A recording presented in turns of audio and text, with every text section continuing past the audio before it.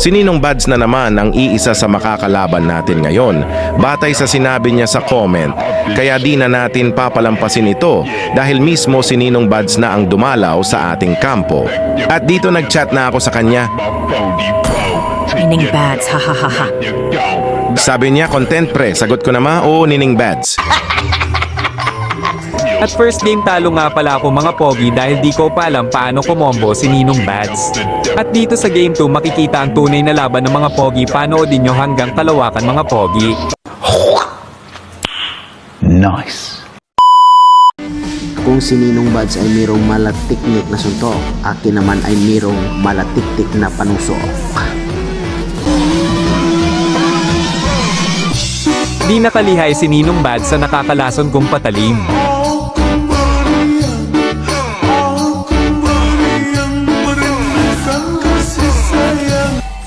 Nagtatype si Ninong Bads kaya binirahan ko na hahaha.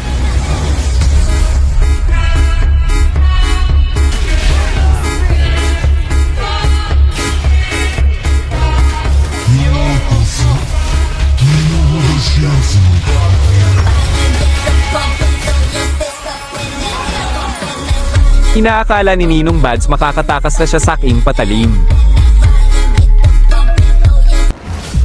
Medyo ginukod-bukod ako ni Ninong Bads dito, yari ka ngayon.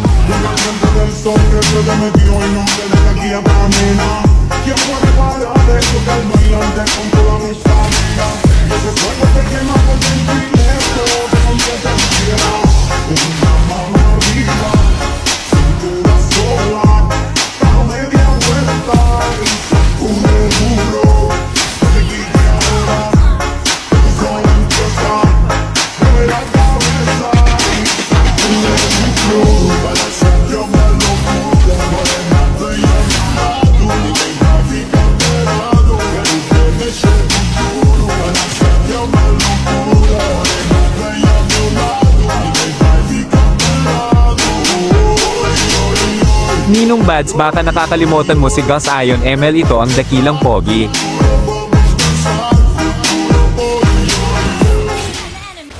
At sa mga oras na hinaharas ko na si Ninong Bads, baka makawala pa.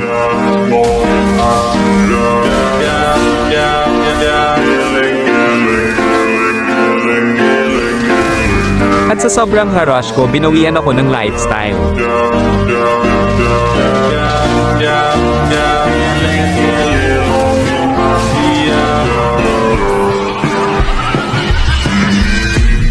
Ninong Bads, pasensya ka na pogi, nakatapat mo.